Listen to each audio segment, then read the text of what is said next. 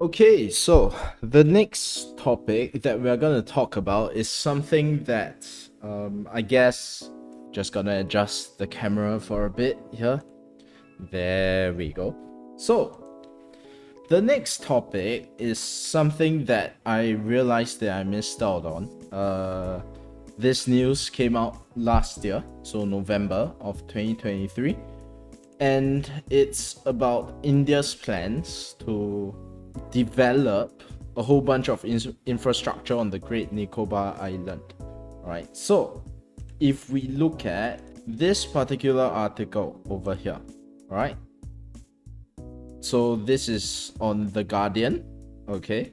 And some academics, according to this article, they have urged India to cancel the construction project on Great Nicobar Island, warning it will be a death sentence for the Shompen hunter-gatherer people who live there. Okay, so why is this a death sentence? All right. Essentially, the idea. First, we need to understand, right, what the idea behind the construction of this particular project is for. And as you can see right here, it's meant for the construction of an international shipping terminal, airport, power plant, military base, industrial park, while also developing tourism. And to get a sense of where this place is, if we just, nip over to Google Maps right here, as you can see, this is the Bay of Bengal, right, and the Indian Ocean as a whole. Sri Lanka is here, and then you have Myanmar right here. The Great Nicobar Island, right, is just off the coast of Aceh, right here.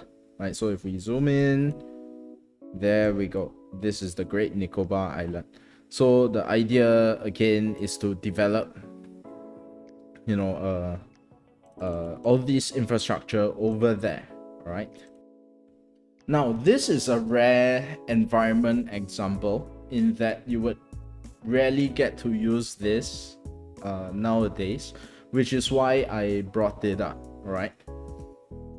You may be asking, why is it then that academics are warning against it and petitioning the Indian government, to stop the construction as a whole?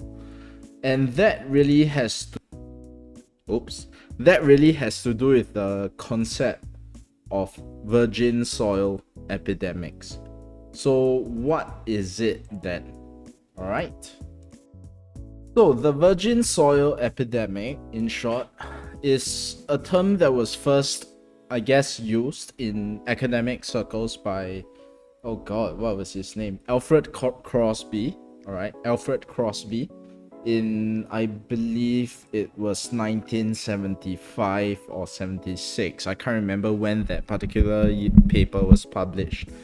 The idea, in short, is that if people were to come into contact with, others, right? And by contact, I mean first point of contact, they may possibly spread certain viruses or diseases to that particular population, all right, and or vice versa across each population, okay, and that may possibly kill a lot of them off. Because, for instance, right, in the past, when Europeans first really started to cross the Atlantic Ocean, right, and into where the continents of the Americas are at now, they came across a lot of your Native Americans, and a lot of the Native American population was killed off because they were exposed to diseases that were brought in from what was called the Old World back then. That was Europe, and of course the Americas were called the New World. So your Europeans brought all these diseases from the Old World into the New World, and that spread very quickly, right, among the Native American populations, and many of them died off. And it's because their bodies have not built up the immune system, or rather their immune systems have not built up the necessary antibodies to fend off all these diseases. So it can be, let's say, a disease as simple as your common cold or your flu, right? Which everyone on Earth more or less has it, okay? If you come across an isolated tribe, right? Who, or which is full of people who have yet to experience all these diseases, they may just simply die off because their bodies will just not be used to that disease as a whole. They don't have the antiviruses, right? They don't have the antibodies, antivirus. They don't have the antibodies, to fight against all these viruses. Because through the course of their evolution, they would not have encountered this disease, unlike, people from the old world back then. So their bodies would not have built up those immunities over generations, right? And that concept is called the virgin soil epidemic. Now, why did I say then that this is a very rare example nowadays, especially, when it comes to essay questions related to the environment? Simply put, because the world is pretty much fully globalized nowadays, right?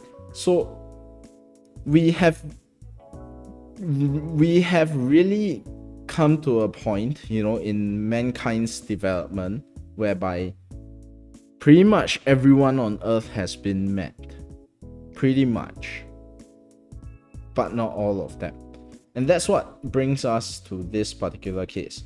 So, on Great Nicobar Island, right, the Shompen people especially, they have been living in isolation in all these regions for the past, thousands of years, right? And again, if we come back to the Google Maps here, it wouldn't be hard to understand why that's the case, because, if we just look at, and again, if you are interested in this, I would recommend that you go and read up on it. But the patterns of early human migration, right, be it pre-ice age or post-ice age, or if we are talking about, let's say, the Austronesians crossing the oceans, the early seafaring peoples and all that, blah blah blah blah blah, right?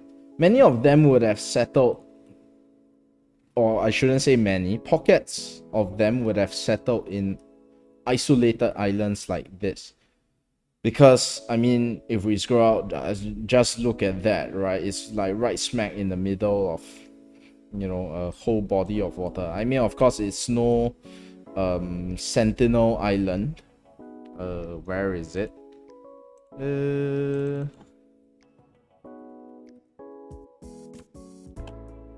Yeah, it's no, is it this one?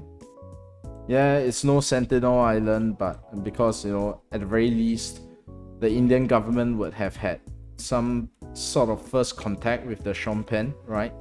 But there are still many of these isolated tribes of people all over the world, right? Sentinel Island is one. Okay, I mean, as you can see from this photo here. Of course, the Great Nicobar Island. And, in the Amazon forest, there are also many, many tribes that we have yet to come into contact with, although if I'm not wrong, mankind has discovered them through, of course, drone technologies and all that.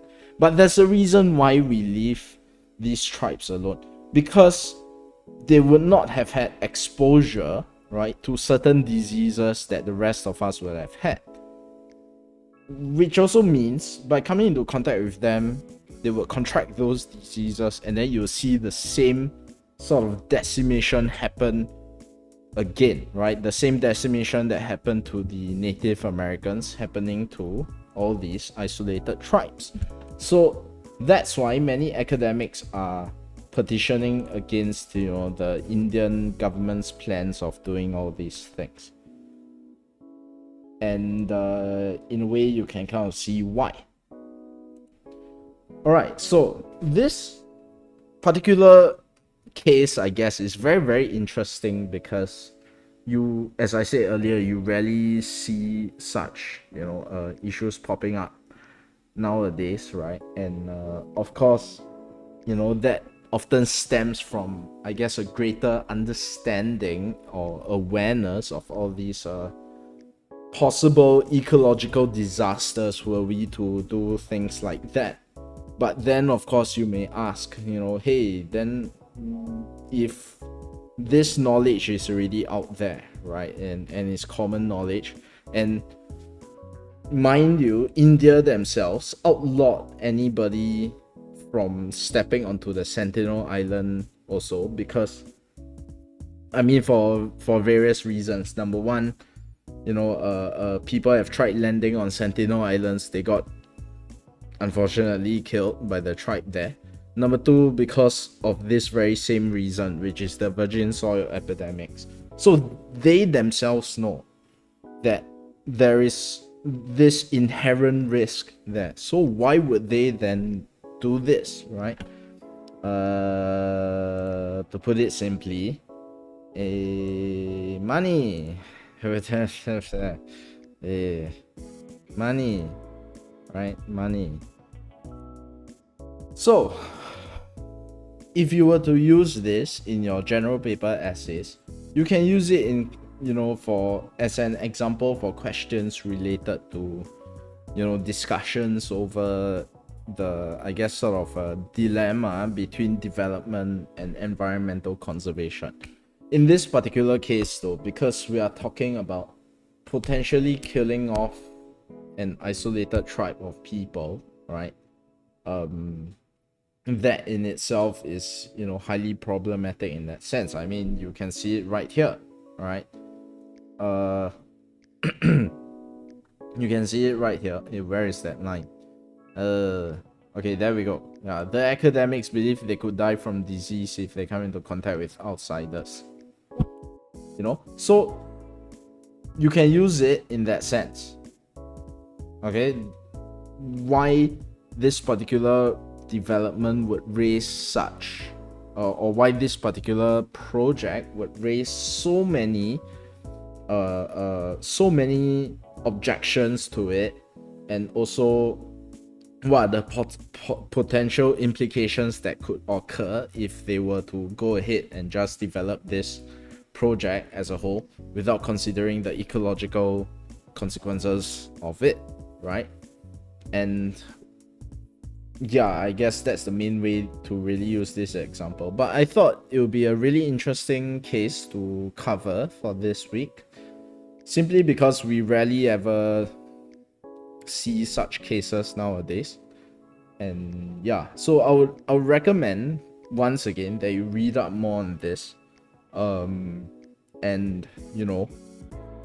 go and find out more about virgin soil epidemics and how that has, how do I put this delicately, how that has essentially wrecked the lives of Native Americans back then. Of course, there was a lot of, slavery and all that shit going on back then also, right?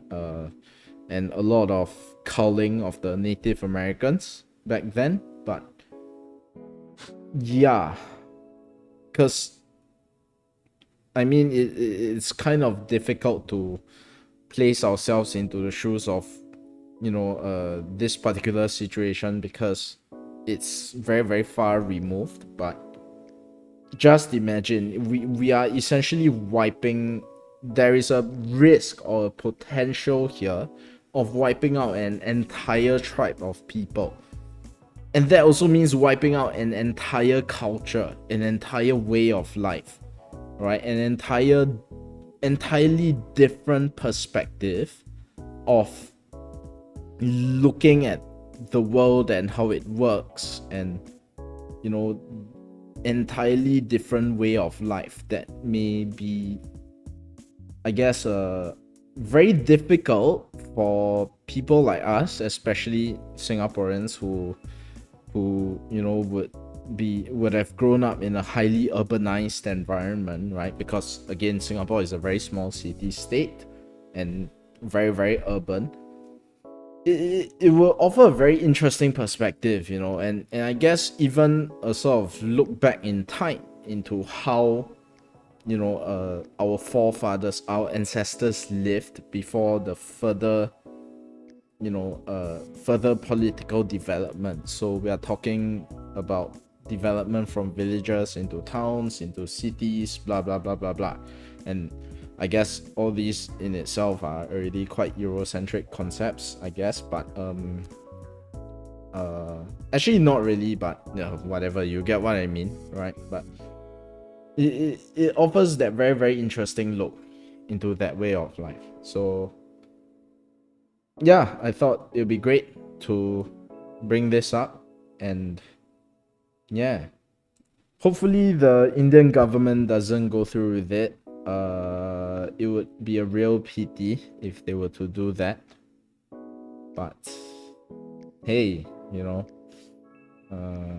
it's not like any nation can come in and try and stop them should the Indian government decide to go ahead with it because of concepts of sovereignty. So yeah. Okay, so just to summarize for today, right? We have had the examples of, debates over the past reserves, and this particular issue on the Great Nicobar Islands development. I think these are great examples to use, in your general paper essays, especially for, questions related to politics. Both can be used for politics. In the case of past reserves, I mean, it speaks for itself. For this particular Great Nicobar Island case, it's a question of policies pertaining to, development of rural, or in this case, a highly isolated rural region, at the, at what particular expense or at what particular cost, right? Of course, there are other perspectives that we can take. Let's say for the case of the past reserves, there's the economic perspective. For this one, certainly the main perspective at the end of the day is still the environmental one and the potential ecological disasters that could occur. And I haven't even mentioned the wildlife, the flora and fauna, right? The impacts that the development would have on the very, very rare flora and fauna that's present there. So yeah, I guess that's that. Alright, so we've come to the end of this particular episode. Just a quick plug here. I hope you found this video useful, as with all the other videos that we have on our channel. Of course, at the end of the day, we are doing this to try and bring as much value as possible to your academic careers, right? Especially for students taking O-levels English or A-levels general paper in Singapore.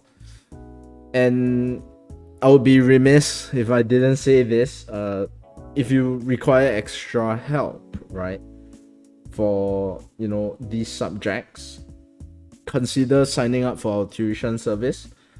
We do a 2-hour lesson each week, and our location is at King Albert Park, so KAP Mall.